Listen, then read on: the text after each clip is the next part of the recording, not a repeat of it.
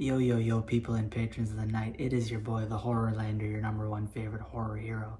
And today I'm going to be talking about a piece of Halloween holiday media for the second episode of Horrorween Town University. Except we're doing a remote Zoom session for this one from my crib. So make sure you get your pen and paper because this holiday festive piece of media is nostalgic for me. Although I didn't grow up with this show when I was younger, I actually grew up with the cartoon that came before this one, and this cartoon deals with my favorite IP franchise of all time, which is Scooby Doo. Today I'm going to be talking about an episode from the Scooby Doo Show known as the Headless Horseman of Halloween.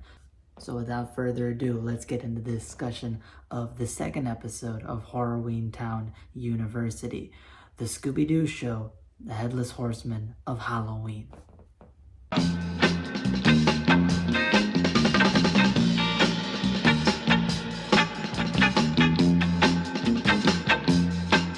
So Scooby Doo is one of my favorite cartoon franchises of all time. I actually grew up watching the original Scooby Doo Where Are You on reruns from the Boomerang channel.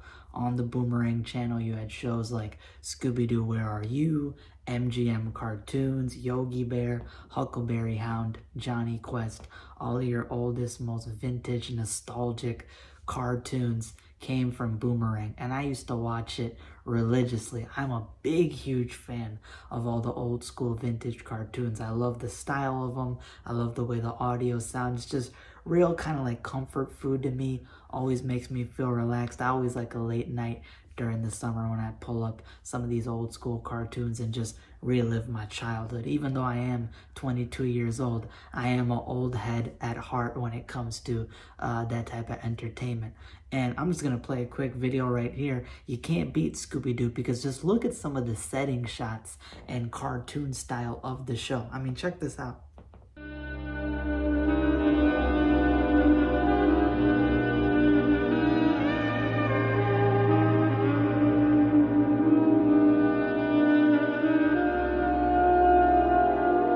That right there is just some of the best content you can get from me. And when you combine that with the Halloween special, that's just fantastic.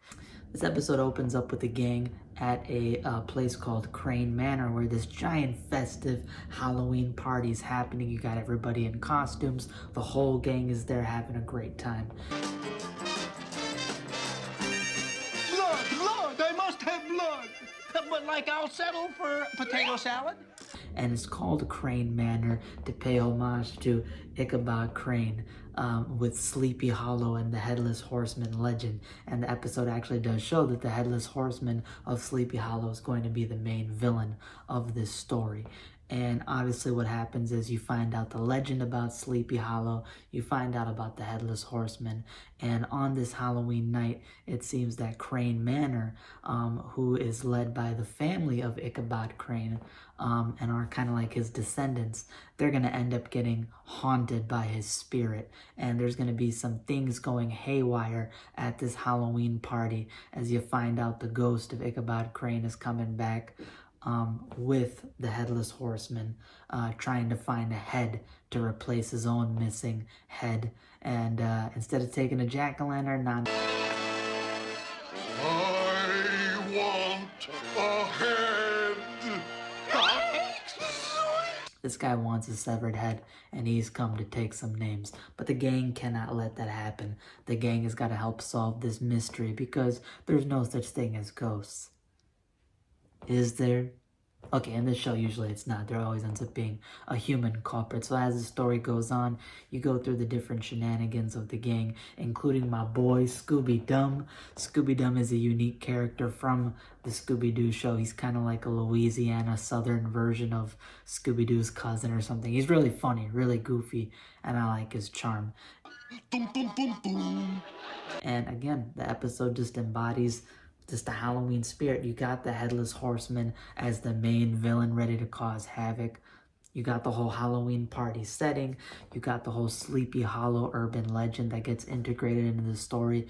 This is just a really fun one, and it gets you into the festive vibe of Halloween. And although the Scooby Doo Show and other older Scooby Doo cartoons are very formulaic. You know, if you're a younger audience member who's used to like new stuff, you might think that they're a little bit boring, they're not your style. But for me personally, as an kind of old head at heart and just a guy who loves the nostalgic vintage cartoons, this episode embodies the Halloween spirit, embodies what I want for Halloween, and this is one that I rewatch every single year. It's just a lot of fun. It pays homage to Halloween with this special urban legend, the villain.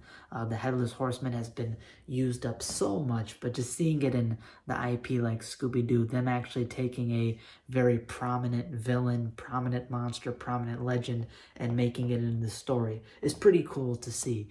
And I've always said this, the Scooby Doo gang is my favorite group of just, I guess, fictional characters. I love their dynamic. I love the friend group.